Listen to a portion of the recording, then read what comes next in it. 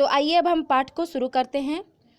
मेरी संग की औरतें यानी मेरी एक नानी थी, जाहिर है पर मैंने उन्हें कभी देखा नहीं है। मेरी माँ की शादी होने से पहले ही उनकी मृत्यु हो गई थी। लेखिका कह रही है कि मेरी एक नानी थी। सबकी नानी होती है, लेखिका की भी एक नानी है। और वो कहती हैं जाहिर है यानी प्रसमक्ष है कि मैंने उन्हें कभी देखा नहीं, यानी लेखिका अपनी नानी को कभी देखी नहीं है। मेरी माँ की शादी होने से पहले उनकी मृत्यु हो गई थी, यानी लेखिका की जो माता श्री हैं उनकी शादी होने से पहले ही उनकी नानी मर चुकी थी, इसलिए लेखिका ने उन्हें कभी देखा नहीं था। शायद नानी से कहानी न सुन पाने के कारण बाद में हम 3 बहनों को खुद कहानियाँ कहनी पड़ी। जो हमारी नानी लोग होती हैं, नानी दादी, ये हम लोग को कहानियाँ सुनाती हैं, ठीक है। तो लेखिका जो है और उनकी बहनें जो है वो उनकी नानी पहले ही मर चुकी थी, तो उन्होंने नानी से कहानी नहीं सुन पाई थी, इसलिए उनकी तीनों बहनें खुद कहानियाँ कहती थीं। नानी से कहानी भले ना सुनी हो, नानी की कहानी ज़रूर सुनी है और बहुत बाद में उसका असली मर्म समझ में आया है। लेखिका कह रही है हम नानी से कहानी भले ना सुनी हो, लेकिन जो नानी उनकी कहानियाँ कहती थी उस कहानी को वो ज़रूर सुनी है और उसका जो मर्म था, उसका जो रहस्य था, उस कहानी का क्या मतलब था, वह उन्हें बाद में समझ में आया, ठीक है। जब वो कहानी सुनी नानी की तब उन्हें वो समझ में नहीं आया था, उसका मर्म, उसका रहस्य वो उन्हें बहुत बाद में जाके समझ में आया, जब वो थोड़ी बड़ी हो गई थी। पहले इतना ही जाना कि मेरी नानी पारंपरिक अनपढ़ पर्दानशी औरत थी, जिनके पति शादी के तुरंत बाद उन्हें छोड़कर बैरिस्ट्री पढ़ने विलायत चले गए थे। लेखिका कह रही हैं कि पहले इतना ही जाना था कि मतलब वो अपनी नानी के बारे में जानती थी, उसमें ये था कि वो पारंपरिक थी यानी परंपरा के अनुसार चलने वाली थी, अनपढ़ थी यानी पढ़ी लिखी नहीं थी, पर्दानशी यानी पर्दा करने वाली स्त्री थी, ठीक है। जैसे पहले गांव में लोग औरतें पर्दा करती है, किसी के सामने नहीं जाती हैं, किसी से जल्दी बात नहीं करती हैं आदमी लोगों से, वैसे वो भी पर्दा करने वाली औरत थी, पढ़ी लिखी नहीं थी और परंपरा के अनुसार चलने वाली औरत थी।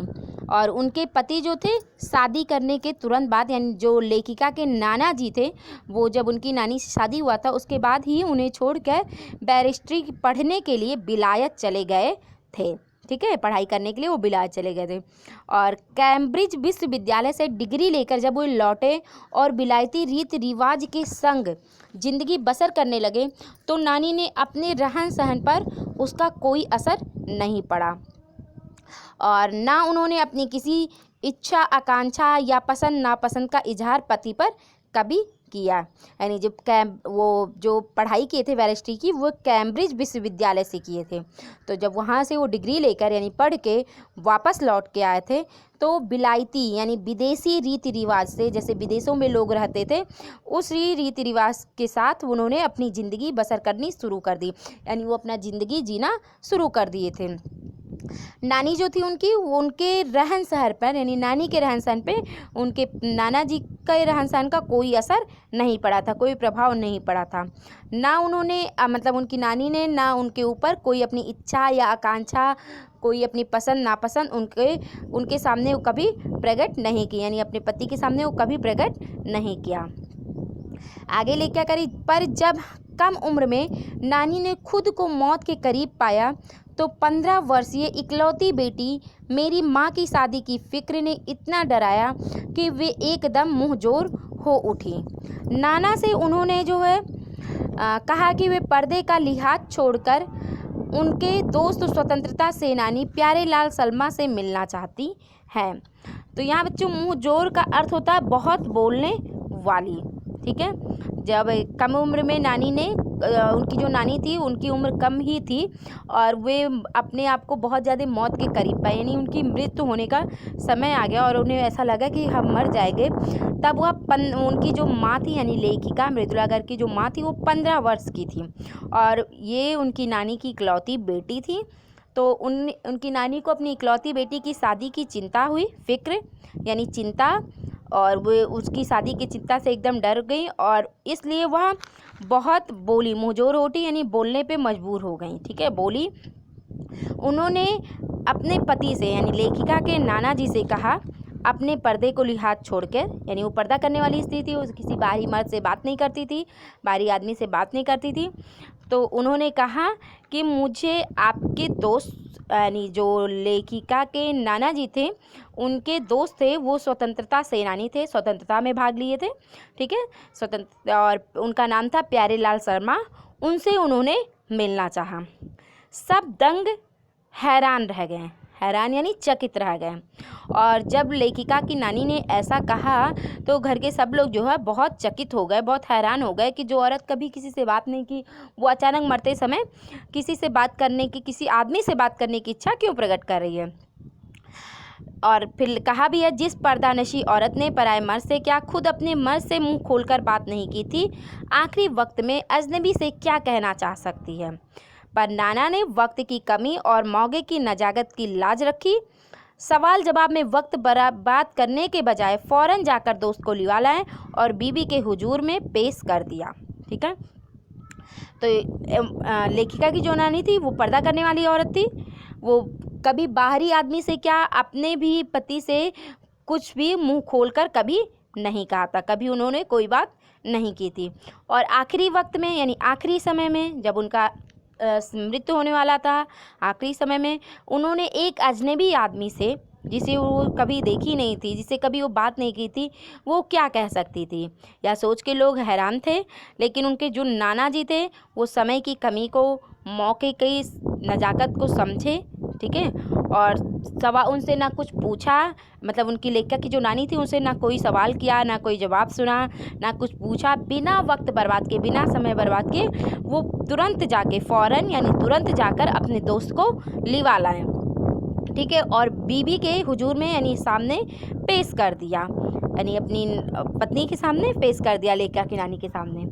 अब जो नानी ने कहा वह और भी हैरत अंगेज था, ठीक है। उन्होंने कहा, वचन दीजिए कि मेरी लड़की के लिए वर आप तय करेंगे। मेरे पति तो साहब हैं और मैं नहीं चाहती कि मेरी बेटी की शादी साहबों के फरमानदार से हो। आप अपनी तरह आज़ादी की सिपाही ढूंढकर उसकी शादी करवा दीजिएगा। यानी जो नानी ने अब उनसे बात की वह और भी ज़्यादा हैरत अंगेज था, यानी हैरत में लोगों को डालने वाला था। उन्होंने कहा, यानी नाना के जो दोस्त थे उनसे उन्होंने कहा, हमें वचन दीजिए कि मेरी लड़की की शादी, यानी जो लेखिका की माँ थी उनकी शादी के लिए वर आप तय करेंगे, ठीक है। वर यानी दूल्हा, दूल्हा आप ढूंढेंगे, आप मेरी लड़की की शादी करवाएंगे। और फिर कहती, मेरे पति तो साहब हैं। साहब किसको कहा जाता है? एक तरीके से साहब जो अंग्रेज़ों की हुकूमत करते थे लोग, उनको पहले साहब कहा जाता है।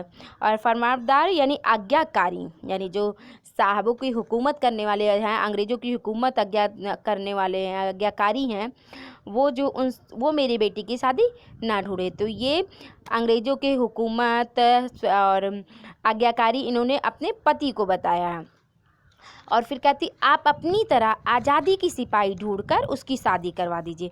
आज़ादी की सिपाही यानी जो स्वतंत्रता सेनानी हो, जो आज़ादी के आंदोलन में, स्वतंत्रता के आंदोलन में भाग लिया हो, ऐसे सिपाही से वो अपनी बेटी की शादी करना चाहती थी। कौन कह सकता था कि अपनी आज़ादी से पूरी तरह बेखबर उस औरत के मन में देश की आज़ादी के लिए ऐसा जुनून होगा। बाद में मेरी समझ में आया कि दरअसल वे निजी जीवन में भी काफ़ी आज़ाद ख्याल रही होंगी। यानी जो मतलब कोई ये नहीं जानता था कि अपनी आज़ादी से, यानी उनकी नानी जो है बहुत ही स्वतंत्र रूप से घर में नहीं रह पाई थी, ठीक है, तो उस औरत के मन में, यानी उनकी नानी के मन में आज़ादी के प्रति ऐसा जुनून होगा, ठीक। और बाद में जो है लेखिका कह रही है, मेरे बाद में समझ में आया कि दरअसल वे अपनी निजी जीवन में, उनका जो खुद का जीवन था उसमें भी वो बहुत आज़ाद ख्याल की, बहुत स्वतंत्र ख्याल की रही होंगी, ठीक है। उन्होंने नाना की ज़िंदगी में कोई दखल ना दिया, ना उसमें साझेदारी की, पर अपनी ज़िंदगी को अपने ढंग से जीती जरूर रही हैं, ठीक है। पारंपरिक, घरेलू, उबाऊ और खामोश ज़िंदगी जीने में आज के हिसाब से क्रांतिकारी चाहे कुछ ना रहा हो, दूसरे की तरह जीने के लिए मजबूर ना होने में असली आज़ादी कुछ ज़्यादा ही थी। यानी उन लेखिका की जो नानी थी वो नाना की ज़िंदगी में कोई दखलंदाजी नहीं की थी, ना उनमें कोई साझेदारी की थी। वो अपनी ज़िंदगी अपने ढंग से, अपने तरीके, ढंग का अर्थ होता है तरीके, अपने तरीके से जीती रही हैं और पारंपरिक होते हुए, ठीक है, यानी परंपरा के अनुसार चलते हुए घरेलू और उबाऊ, यानी जो जीवन हम जीते रहे, जिस जीवन से हम जीत जाए, मतलब बहुत ज़्यादा ऊब जाए, उसको उबाऊ कहते हैं। और खामोश ज़िंदगी यानी शांतिपूर्वक ज़िंदगी जीने में आज के हिसाब से क्रांतिकारी जैसे, यानी जो आज का हिसाब है उसके अकॉर्डिंग जो क्रांतिकारी चाहे कुछ ना रहा हो, दूसरी की तरह जीने के लिए मजबूर ना होने में असली आज़ादी कुछ ज़्यादा ही थी। यानी जो आज़ादी लोग कहते हैं, आज़ाद होना, स्वतंत्रता सेनानी होना, वो स्वतंत्र होना होता है, वही आज़ादी, वही स्वतंत्रता वो अपने घर में भी अपने लिए चाह रही थी। और वो चाही थी क्योंकि ना उन्होंने अपनी ज़िंदगी में किसी को दखलंदाजी करने दी थी, ना किसी और की ज़िंदगी में, यानी अपने पति की ज़िंदगी में उन्होंने दखलंदाजी किया था। आगे हम पढ़ते, खैर इस तरह मेरी माँ की शादी ऐसे पढ़े लिखे होनहार लड़के से हुई जिसे आज़ादी के आंदोलन में हिस्सा लेने के अपराध में ICS के इम्तिहान में बैठने से रोक दिया गया था और जिसकी जेब में पुश्तैनी पैसा धेला एक नहीं था। लेखिका अब आगे कह रही हैं, खैर ये सब जाने दीजिए। इस तरह उनकी जो माँ थी उनकी शादी एक पढ़े लिखे होनहार लड़के से, यानी उनके जो पिताजी थे लेखिका के, वो बहुत ज़्यादा पढ़े लिखे थे, बहुत ही काबिल, होनहार यानी काबिल थे, उनसे हुई जिसे आज़ादी के आंदोलन में, यानी उनके जो पिताजी थे वो आज़ादी के आंदोलन में हिस्सा लिए थे और इसके अपराध में, यानी ये आज़ादी के आंदोलन में हिस्सा लेना एक अपराध माना गया उस समय, जिसकी वजह से उन्हें ICS के इम्तिहान में बैठने से रोक दिया गया था और जिसकी जेब में पुश्तैनी पैसा धेला एक नहीं था। यानी उनकी जो जेब थी उनके पास, यानी कहने का मतलब उनके पास जो धरोहर होती है पुश्तैनी, ठीक है, उसमें से 1 रुपया भी नहीं था, पैसा धेला नहीं था, यानी उनके पास पुश्तैनी के नाम पर कोई भी पैसा, कोई भी धन दौलत नहीं था। माँ बेचारी अपनी माँ और गांधी जी के सिद्धांतों के चक्कर में सादा जीवन जीने और ऊंचे ख्याल रखने पर मजबूर हुई। यानी हाल उनका यह था कि खादी की साड़ी उन्हें इतनी भारी लगती थी, कमर चनखा खा जाती थी। रात रात पर जागकर वे उसे पहनने का अभ्यास करती थी जिससे दिन में उन्हें शर्मिंदगी ना उठानी पड़े। तो जो उनकी लेखिका माँ थी वो अपनी माँ को कह रही थी कि मेरी माँ बहुत बेचारी थी, वह अपनी माँ के, यानी लेखिका की नानी और गांधी जी के जो सिद्धांत थे, सादा जीवन, उच्च विचार, ठीक है, और उसके चक्कर में वह बहुत मजबूर हो गई, ठीक है, यानी सादा जीवन जीने में और ऊंचे ख्याल रखने पे वो बहुत ज़्यादा मजबूर हो गई। उनका हाल यह था, यानी अपनी माँ की हाल बता रही हैं कि उनकी माँ कैसे रहती थी, कि उन्हें खादी की साड़ी पहननी पड़ती थी और खादी की साड़ी उन्हें बहुत ज़्यादा भारी लगती थी, वह उसको पहन नहीं पाती थी और उसको पहनने में उनकी कमर जो है चनखा खा जाती, यानी चमक जाती थी, ठीक है। वह रात भर, यानी उनकी माँ को जो थे, लेखिका की माँ जो थी, उनकी साड़ी पहनने नहीं आता था, वो रात रात भर जागकर उस साड़ी को पहनने का अभ्यास करती थी ताकि दिन में वे आसानी से साड़ी पहन सके और उन्हें किसी के सामने शर्मिंदा ना होना पड़े। वे कुछ ऐसी ही नाजुक थी कि उन्हें देखकर उनकी सास, यानी मेरी दादी ने कहा था, हमारी बहू तो ऐसी है कि धोई पोछी और छीके पर टांग दी। गनीमत यही थी कि किसी ने न उन्हें छीके पर से उतारने की पेशकश नहीं की थी। यानी लेखिका अपनी दादी के लिए कह रही है कि उनकी दादी जो थी, उनकी माँ बहुत नाजुक थी और उनकी माँ को देखकर उसकी सास, यानी लेखिका की दादी ने कहा था, हमारी बहू धोई पोछी और छीके पे टांग की, यानी जो भी वो काम की इतने जल्दी की और करके रख दिया कि कोई जान ही नहीं पाया, ठीक है। और फिर कहती है, गनीमत यही था कि किसी ने उन्हें छीके पर से उतारने की पेशकश नहीं की थी, यानी वो काम जो था कर नहीं पाती थी, इसलिए यहाँ पे एक व्यंग्य के रूप में ये कहा गया है। क्यों नहीं की, इसकी 2 वजह थी। अगर वो कर नहीं पाई तो क्यों नहीं की, इसके 2 कारण यहाँ पे बताए जा रहे हैं। पहली यही कि हिंदुस्तान के तमाम वसिंदों की तरह उनके ससुराल वालों भी साहबों से खासे अभिभूत थे और मेरे नाना पक्के साहब माने जाते थे। बस जात से वे हिंदुस्तानी थे, बाकी चेहरे मोहरे रंग ढंग पढ़ाई लिखाई सब में अंग्रेज थे। जो उनकी दो वजह बताई गई थी उसमें वो था कि पहला यही कि वो हिंदुस्तानी, जैसे हिंदुस्तानी होते हैं और वसिंदे यानी हिंदुस्तान में जो वास करने वाले लोग होते हैं, वसिंदे यहाँ लोगों को कहा गया, उसी तरह उनके ससुराल वाले भी थे। साहबों से खासे अभिभूत थे, यानी अंग्रेजी जो हुकूमत करने वाले थे। ठीक है। मेरे नाना यानी लेखिका के जो नाना थे वो पक्के साहब माने जाते हैं, पक्के अंग्रेजों के आज्ञाकारी माने जाते थे। ठीक है। बस वो जात से हिंदुस्तानी थे, यानी उनकी जो जात थी वो हिंदुस्तान के थे, बाकी चेहरा, उनके रहने का ढंग, पढ़ाई लिखाई सब में वो अंग्रेज ही थे, यानी अंग्रेजी लगते थे। मज़े की बात यह है, ठीक है, वो एक हंसी की बात बता रही कि हमारे देश में आज़ादी की जंग लड़ने वाले ही अंग्रेज़ों के सबसे बड़े प्रशंसक थे, गांधी नेहरू हो या मेरे पिताजी के घर वाले।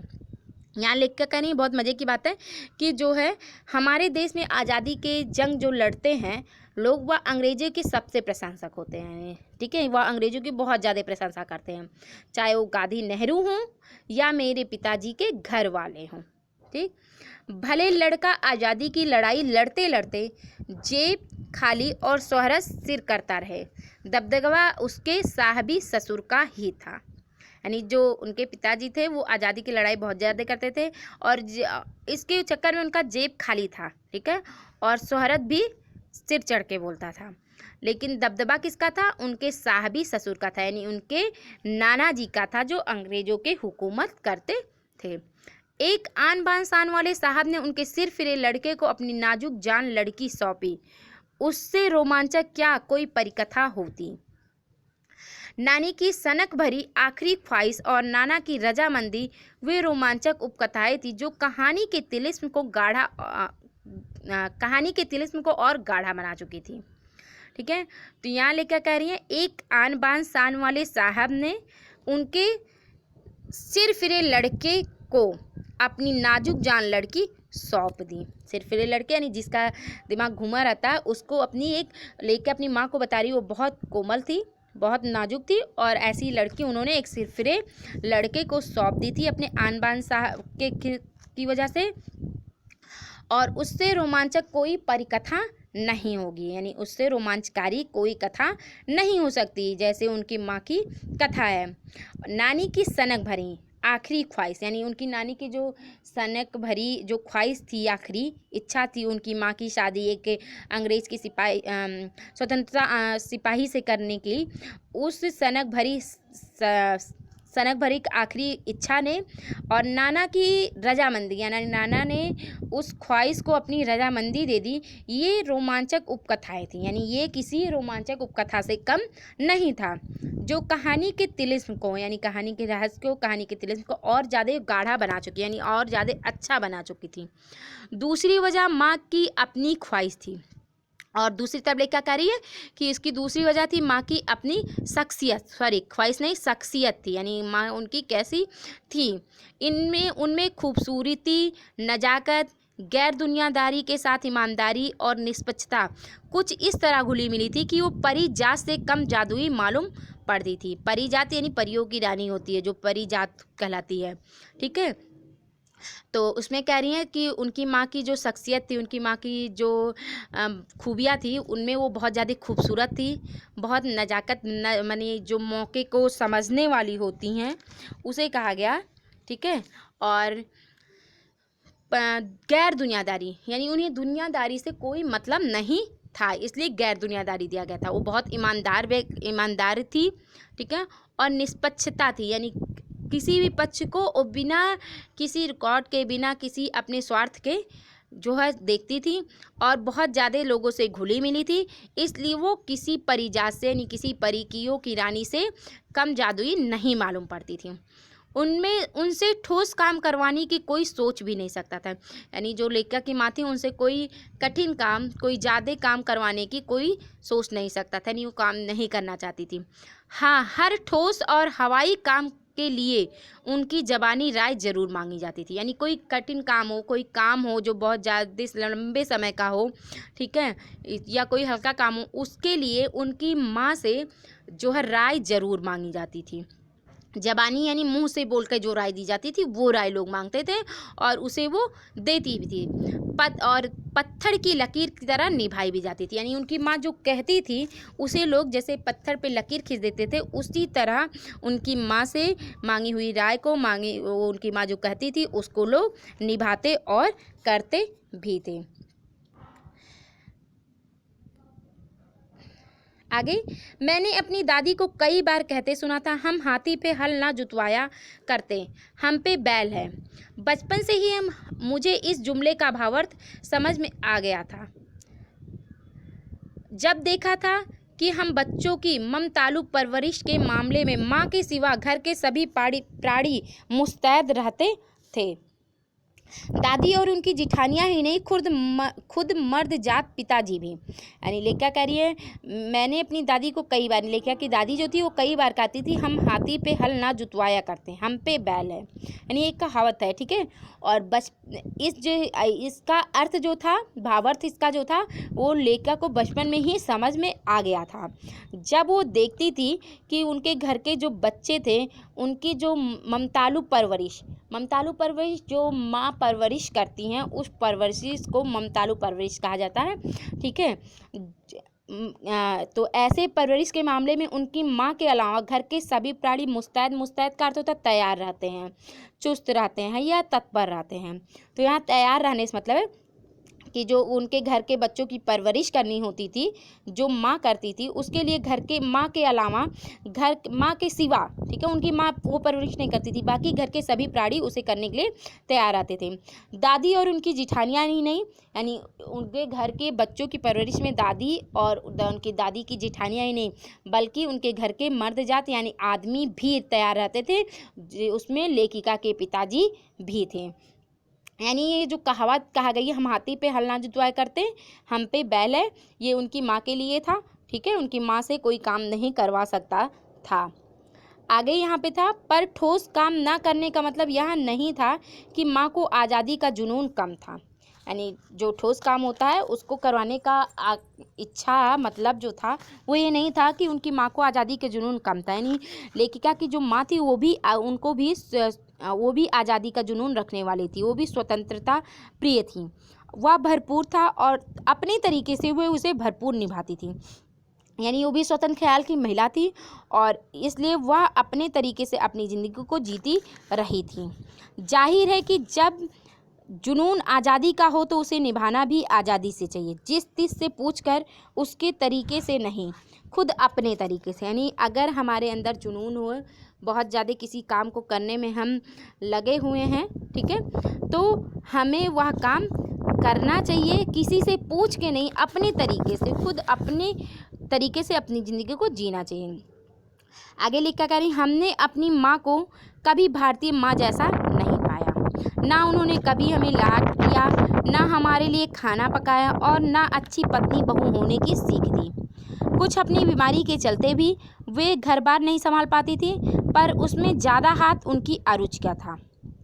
उनका ज़्यादा वक्त किताबें पढ़ने में बीतता था, बाकी वक्त साहित्य चर्चा में या संगीत सुनने में, और वे सब बिस्तर पर लेटे लेटे किया करती थी। फिर भी जैसा मैंने पहले कहा था, यहाँ लेखिका कह रही है कि जो हमारी माँ थी, लेखिका की माँ अपनी माँ को कभी भारतीय माँ जैसा नहीं पाया। यानी भारतीय माँ जो होती है वो अपने बच्चों का लालन पालन करती है, उनको प्यार करती हैं, ठीक है, उनके लिए खाना पकाती हैं, उन्हें अच्छी अच्छी सीख देती हैं। लेकिन लेखिका की माँ भारतीय माँ जैसा कुछ काम नहीं कर पाई, ना उन्होंने कभी अपने बच्चों को प्यार किया, ना कभी उनके लिए खाना पकाई, और ना अच्छी पत्नी या बहू होने की सीख दी। यानी उनकी माँ ने ना उन्हें अच्छी पत्नी ना अच्छी बहू बनने की शिक्षा भी दी थी। कुछ वे अपनी बीमारी के चलते हुए और घर बार नहीं संभाल पाई थी। यानी लेखिका की माँ कुछ बीमार रहती थी, इसलिए वो भी अपना घर बार नहीं संभाल पाई थी, पर उसमें ज़्यादा हाथ उनकी अरुचि का था।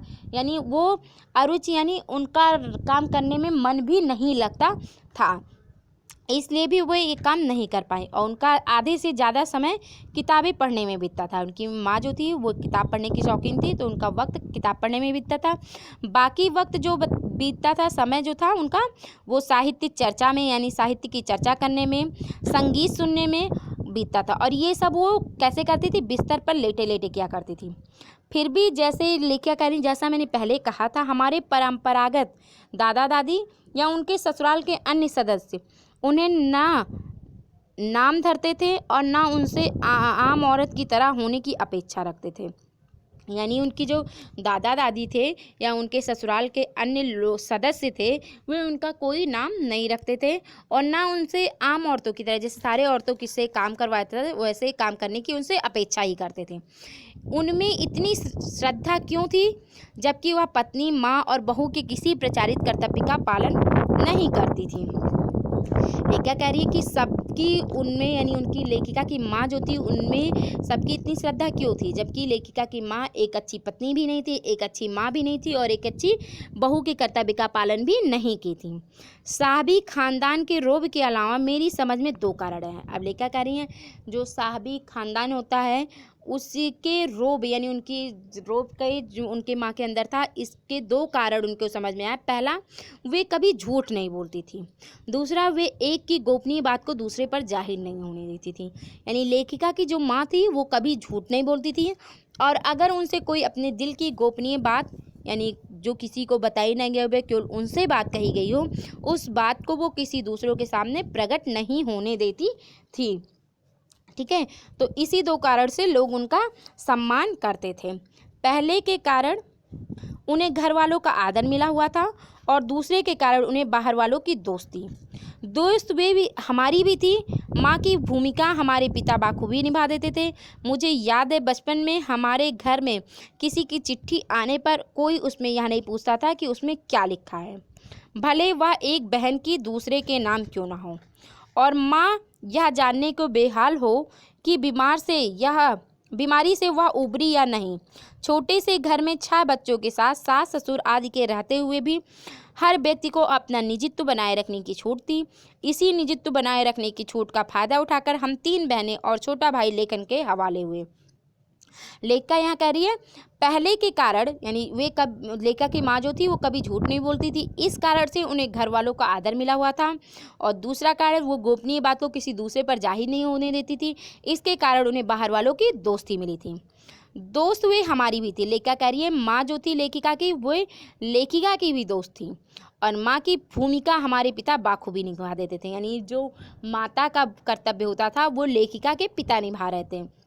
और लेखिका कह रही है कि मुझे याद है बचपन की घटना कि बचपन में हमारे घर में किसी की चिट्ठी आने पर कोई उससे यह नहीं पूछता था कि उसमें क्या लिखा है। लेखिका के घर अगर किसी भी सदस्य की चिट्ठी आती थी तो कोई पूछता नहीं था कि उसमें क्या लिखा है, भले वह एक बहन की दूसरे के नाम क्यों ना हो, और माँ यह जानने को बेहाल हो कि बीमारी से वह उबरी या नहीं। ठीक है, और मतलब किसी की भी चिट्ठी आए लेकिन उनकी माँ जानने को तत्पर नहीं है कि उसमें क्या लिखा है, चाहे वह बीमारी का ही क्यों ना हो। छोटे से घर में 6 बच्चों के साथ, यानी उस छोटे से घर में 6 बच्चों के साथ उनकी माँ जो थी 6 बच्चों के साथ तथा सास ससुर आदि के रहते हुए भी जो उस घर में हर व्यक्ति को अपना निजत्व बनाए रखने की छूट थी। यानी हर व्यक्ति जो है अपना काम खुद से कर सकता था। ठीक है, और इसी निजत्व को बनाए रखने की छूट का फ़ायदा उठाकर उस घर में लेखिका कह रही हम 3 बहनें और छोटा भाई उनका जो था वो लेखन के हवाले हो गया था, यानी लिखने के में लग गया था। तो बच्चों आज हम यहीं तक पढ़ेंगे, इसके आगे का हम अपने नेक्स्ट वीडियो में पढ़ेंगे। यहाँ पे कुछ शब्दार्थ बताया गया जिससे अपनी उत्तर पुस्तिका में आप लिखिएगा। Thank you and have a nice day.